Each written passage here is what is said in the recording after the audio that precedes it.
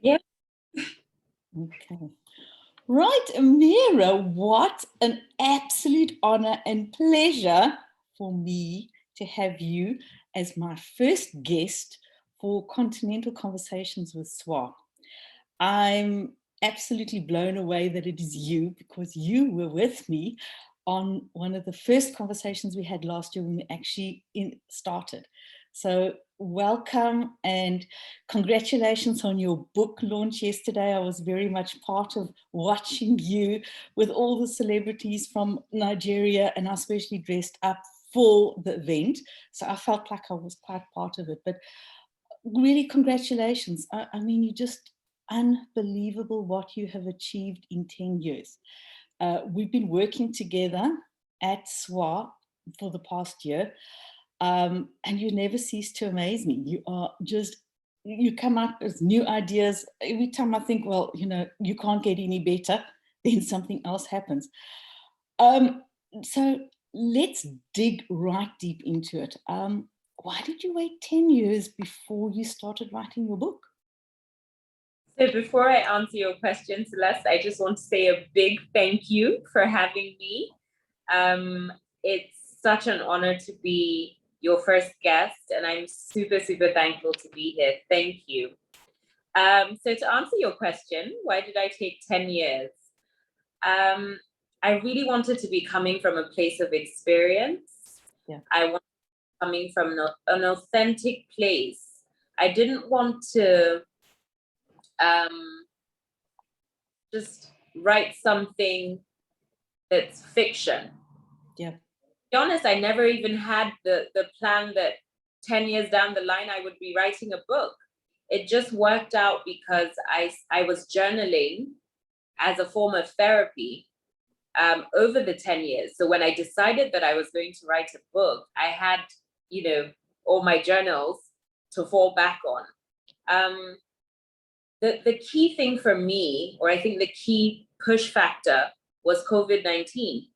You know, I was looking to celebrate the 10th anniversary of the nail bar in a conventional way. And then COVID hit, and I realized this wasn't going to work. I needed to give something back that would have a positive impact, that would create worthwhile value, and give a gift that I didn't have when I was starting out. That's so beautiful, because I think you and I have worked in communications, and we've seen the questions coming through from wannabe spa owners, people who really are desperate for information. And when I read your book, I was blown over. I mean, I read it in a day. Okay, I just couldn't put it down. Your book is authentic, and you spared no detail on how to really get down to business. But you told it in such a simple way and such an easy way for us to read that I just had to keep on reading. And you really got down to the nitty gritty about the business support.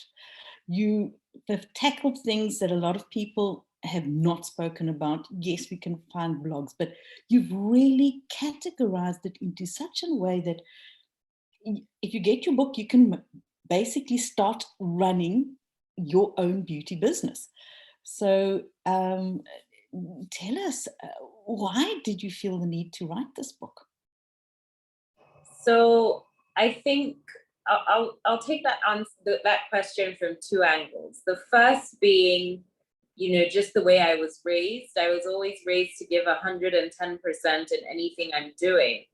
So writing this book, it was all or nothing. Yeah. So I wasn't put out anything that was half baked. And like I said earlier, I wrote the book that I couldn't find. You know, starting out 10 years ago, yes, the internet was there. Yes, there were a few resources online, but there was really nothing concrete that I could take and run with immediately. I took different lessons from different angles, and I had to make them my own. And I just felt, you know what, being in Africa, and Nigeria in particular, is difficult enough. So if I could provide a resource or a reference or a guide that takes away the pressures or just helps a little bit more, to run or to build a sustainable business, then why not? No, that's brilliant, because I haven't seen a book like this, and you've written from the heart, and you've written really from a perspective of having it all, but being appreciative of the phrase that we really, as women, can't really have it all. So we have to make the best of what we've got. So tell us a little bit about the impact of COVID on your business, and how this took you from the way that you were actually going to celebrate this 10 years, because this was really a big milestone in your life, to what actually set the scene and your book.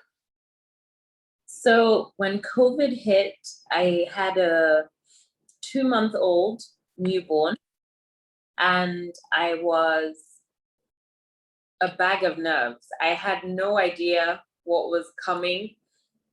I didn't know how to handle the situation. I was worried because I have 2 children under 2. I was just overwhelmed. And I think a lot of us can relate to that feeling, fear, the panic, the anxiety. And then being in the beauty business, which is high up on the risk scale, I just thought, oh my goodness, I've been away for 6 months. Now that I'm back and I think I can get back into the swing of things with work, COVID's hit. So it really forced me to come to terms with the fact that this business might be extinct in the next few months, because nobody knows how COVID is going to go. Thankfully, things sort of eased a little bit during the lockdown. We had Continental conversations. We had the webinars with the associations across the world. We had a lot of Zoom events going on with industry experts that just helped me. SWAA was such a huge support system for me at the time. And I think the 10-year celebration that we had for SWAA last year must have prompted something for you. So that really just, gave me the confidence and the calm, I think, to sit down and really put my head in and figure out what to do and what I need to do quickly and differently.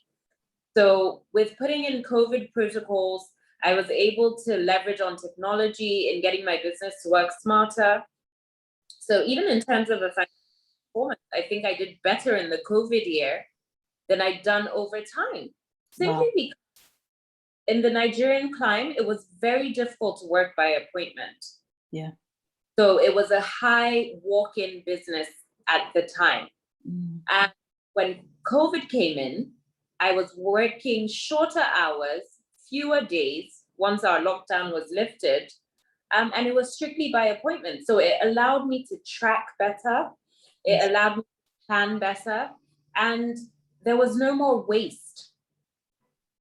Okay. So it was something that forced me to work smarter. And I talk a lot about that in the book. And I'm hoping that people can sort of leverage off of those things to make their businesses more sustainable as well. Yeah, I think when you and I were talking before, you told me that one of the best tips you could give anybody, besides all the tips in your book, is never miss an opportunity to invest in yourself.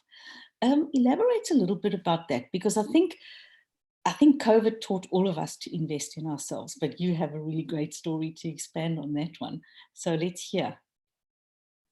So I've always been a huge advocate for education. It's one of the things that have drawn me to SWAA, and being with SWAA for about 6 years now.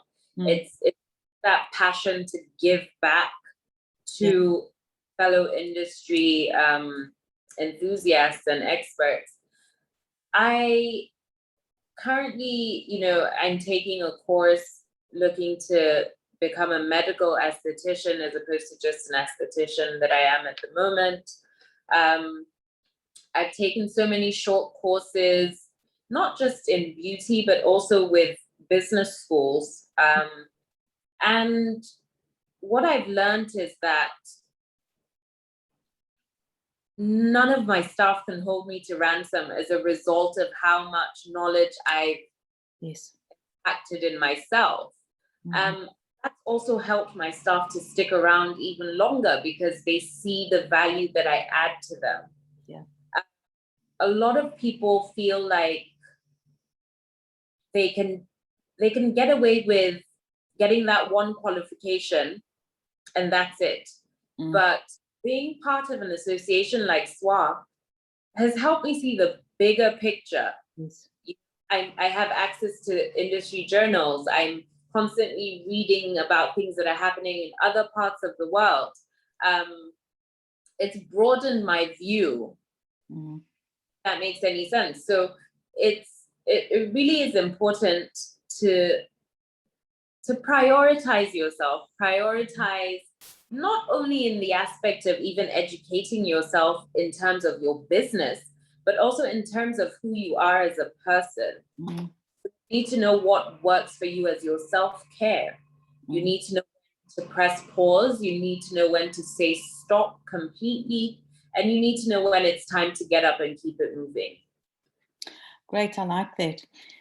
On to the next question. You talk a lot about your passion for the beauty industry in your book. Is this enough for success? So in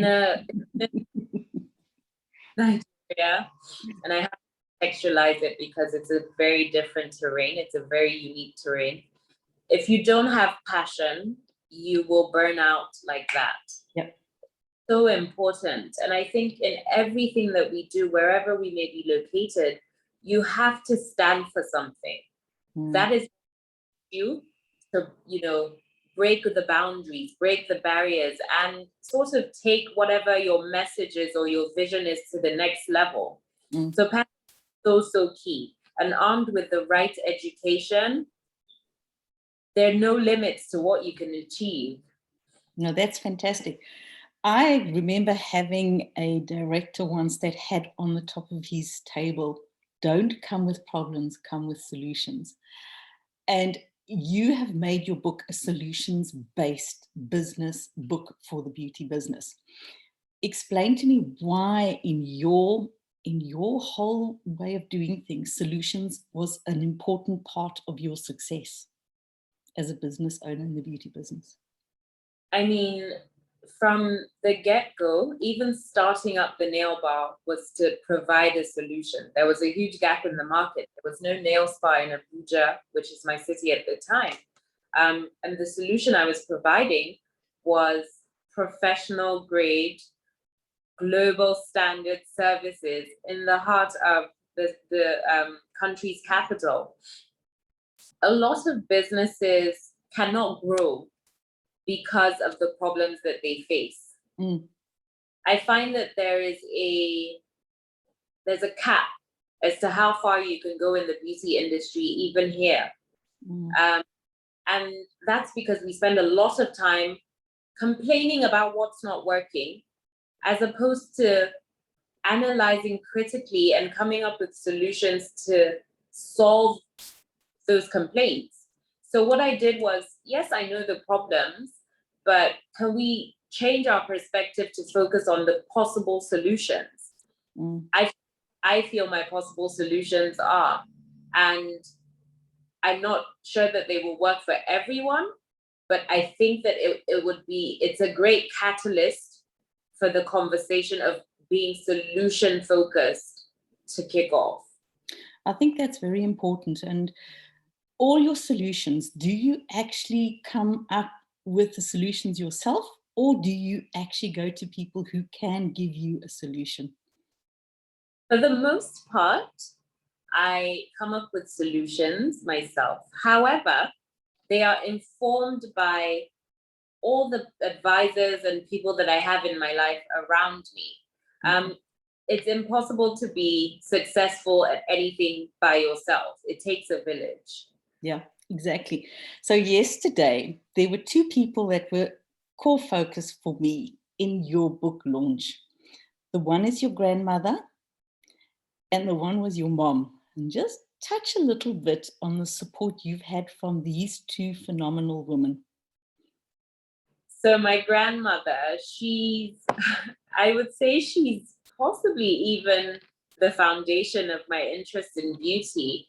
Because she was a natural, or she is a natural beauty, and she didn't have to do too much to maintain that God-given beauty. But in the environment I grew up in, there was so much in terms of like artificial beauty that I wanted to marry the two just from my background.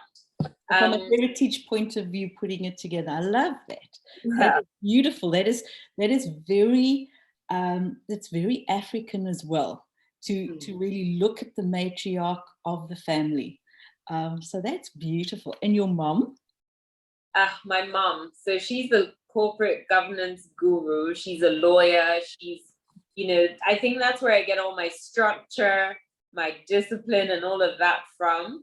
But she's held my hands through this 10-year journey from day one. Okay. Very fortunate to be in a position to say, oh, this is my passion. Here's my business plan, and have someone just jump on it and run with it in terms of finance. All the mistakes I made, she was very quick to teach me through them, encourage me through them, as opposed to shutting me down and giving up on me. So I've learned from two very different perspectives, the beauty side of things from my grandmother and the business side of things from my mother. That's beautiful. So if I have to say family hindrance or support, which one are you going to tend to for your specific situation? Oh, family support all the way. Okay. That's fantastic. I think it's really good to know that maybe that doesn't work for everyone, but for you, it's just been a really fantastic dynamic. You've also dedicated your book to 4 family members, and I found that very heartwarming. And maybe you'd just like to talk about your dedication, because I know how important that is to you. So it's very interesting, because I think my dedications just highlight the cycle of life, really. And it starts off, with a tribute to my father, my late father, who essentially left me with very big shoes to fill. He was way ahead of his time, particularly in the field of business and what he did.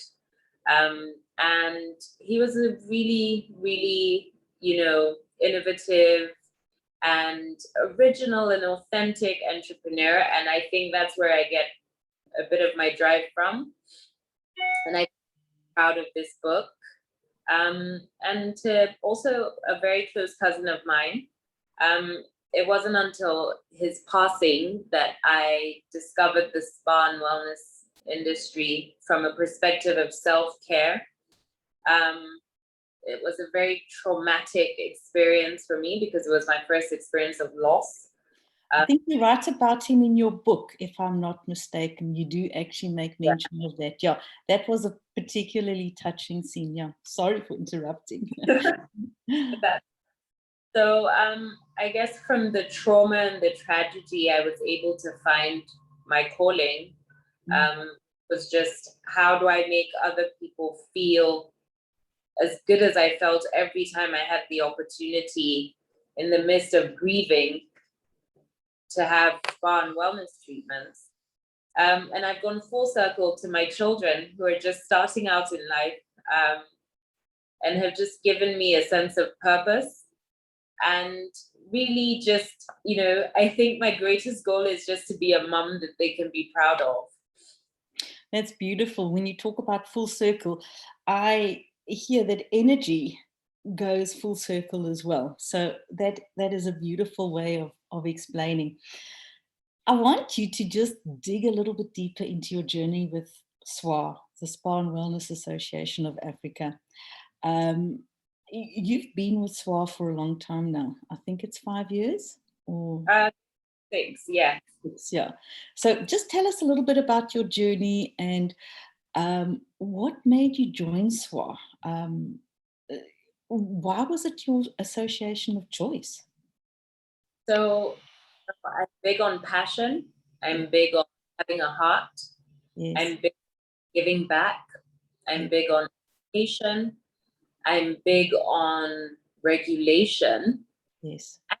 Just providing solutions and, more importantly, support.